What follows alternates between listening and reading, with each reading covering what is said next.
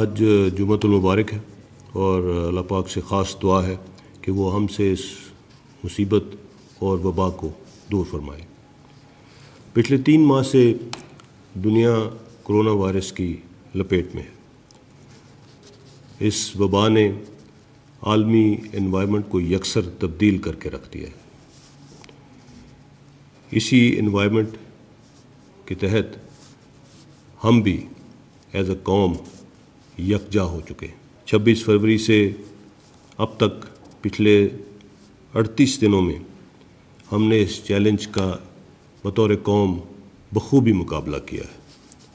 حکومت پاکستان اس مد میں بر وقت اقدامات کر رہی ہے۔ میں ان تمام بہادر ڈاکٹرز، پیرامیڈکس، سیکیورٹی فورسز اور قانون نافذ کرنے والے اداروں کو خاص طور پہ خراج تحسین پیش کرتا ہوں جو فرنٹ لائن پہ اس وبا کا مقابلہ کر رہے ہیں۔ میں پاکستان بھر کے علماء کرام کا بھی خاص طور پہ شکریہ ادا کرنا چاہوں گا جنہوں نے اس وبا کے دوران، اس نازک وقت کے دوران، ان سنگین حالات کے دوران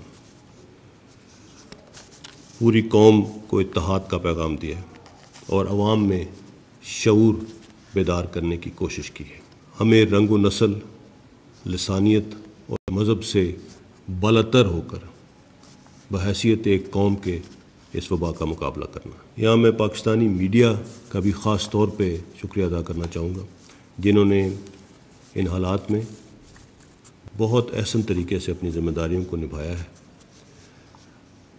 مجھے یہ کہنے میں کوئی شک نہیں ہے کہ اس جنگ کو جیتنے میں ہمیں میڈیا کا بھرپور تعاون درکار ہے۔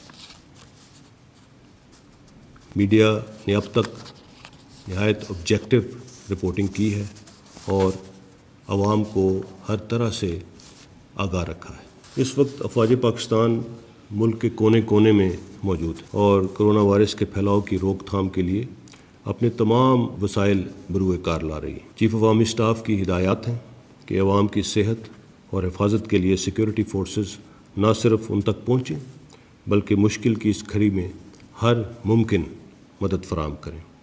تمام فارمیشن کمانڈرز اپنے اپنے ایریز آف رسپانسبلٹی میں وفاقی اور صوبائی حکومتوں کو بھرپور تعاون مہیا کر رہے ہیں۔ اب میں آپ کو national command and operation centre کے بارے میں کچھ بتاتا چلوں۔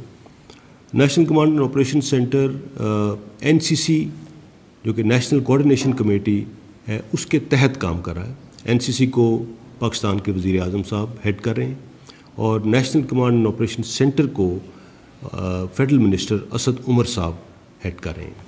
اس کے کوآرڈینیٹر کے طور پہ لیفٹیننٹ جنرل حمود الزمان کو تعینات کیا گیا ہے۔ NCOC بیسیکلی ایک آپریشنل نرو سینٹر ہے جو کہ پوری نیشنل ایفرٹ کو سینرجائز اور آرٹیکولیٹ کرنے کے لیے استعمال ہو رہا ہے۔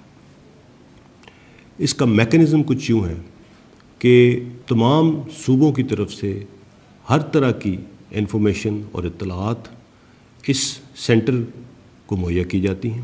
اس سینٹر میں ہر انفارمیشن کو کولیٹ اور اینالائز کیا جاتا ہے۔ اس انالیسس کے تحت ریکمنڈیشنز تیار کی جاتی ہیں جو بیسیکلی NCC کو پرووائڈ کی جاتی ہیں تاکہ وہاں پہ ملک کی اعلیٰ قیادت بر وقت اقدامات کے ڈیسیژنز لے سکے۔ اس national command and operation center کو جو انفارمیشن مہیا کی جا رہی ہے اس کے لیے مختلف ڈیجیٹل پلیٹ فارمز بھی استعمال کیے جا رہے ہیں اور ہیومن ریسورس بھی استعمال کیا جا رہا ہے۔ اسی مربوط نظام کے تحت اب تک لاکھوں افراد کو ٹریک اینڈ ٹریس کر کے ان کو بر وقت ہدایات پہنچائی جا چکی ہیں۔ اب تک اس ٹریکنگ اور ٹریسنگ کی مد میں 465 ملین پیغامات PTA کے تھرو پاکستان کی عوام تک پہنچائے جا چکے ہیں۔ اسی national command and operation center میں جو اب تک ہمارے پاس انفارمیشن آ چکی ہے اور جتنا کچھ ابھی تک ہم اینالائز کر پائے ہیں اس کی تحت مختلف علاقوں کو ملک میں آئسولیٹ بھی کیا جا رہا ہے تاکہ وہاں پہ وبا کے مزید پھیلاؤ کو روکا جا سکے۔ یہی وہ میکنزم ہے جس کے تحت اس سے پہلے جو منسٹر صاحبہ نے ذکر کیا کہ ہم انڈیفینٹ لاک ڈاؤن بھی افورڈ نہیں کر سکتے، اور ہمیں اس لاک ڈاؤن کے ساتھ ساتھ اپنی اسینشیل ریکوائرمنٹس، اسینشیل سروسز کی ترسیل بھی جاری رکھنا پڑے گی۔ So national command and operation center میں تمام وسائل کو بروئے کار لا کر جو بگر پکچر ایمرج کرتی ہے، اس سے ہمیں یہ مدد مل رہی ہے کہ پاکستان کے تمام صوبوں، گلگت بلتستان، آزاد جموں اور کشمیر میں ضرورت کے مطابق سامان پہنچایا جا سکے، چاہے وہ میڈیکل ایکوپمنٹ ہے، چاہے وہ اسینشیل سروسز کی ہے، یا ٹارگیٹڈ ایریاز میں ہیومن ریسورس کا پہنچانا۔ یہ تمام چیزیں اس بگر پکچر کو دیکھتے ہوئے تمام ٹارگیٹڈ ایریاز میں پہنچانے کا اہتمام کیا جا رہا ہے۔ National command and operation centre essentially ایک ون ونڈو آپریشن ہے۔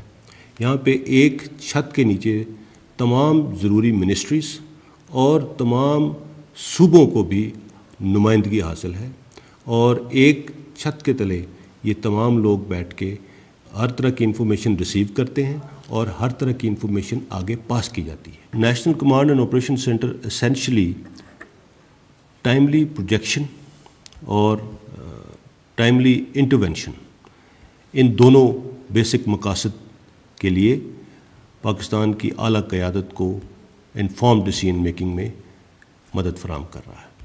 آخر میں یہی کہنا چاہوں گا کہ یہ ایک ایسی آفت ہے جس سے اتنے بڑے پیمانے پر ہمارا پہلی مرتبہ واسطہ پڑا۔ بدلتی صورتحال کے مطابق روزانہ کی بنیاد پر تمام پاسبل اقدامات کیے جا رہے ہیں۔ ان حالات میں سب سے اہم عوام کا ریاست کے ساتھ تعاون، اسی کے ذریعے ہم بحیثیت قوم اس وبا کا مقابلہ کر سکتے ہیں۔ یہ ایک ایسا فرض ہے جس کے سامنے کوئی خطرہ، کوئی تکلیف، کوئی قربانی اہمیت نہیں رکھتی۔ اچھا مسلمان ہونے کے ناطے بھی ہمارے ارد گرد کے افراد کو محفوظ رکھنا ہمارے اولین فرائض میں شامل ہے، اور یہ کام ان حالات میں آپ اپنے گھروں تک محدود رہ کے کر سکتے ہیں۔ اللہ تعالیٰ پوری پاکستانی قوم، کشمیریوں اور پوری انسانیت پر رحم نازل فرمائے اور ہم سب کو اس وبا سے نجات فرمائے۔ آمین۔ Thank you very much.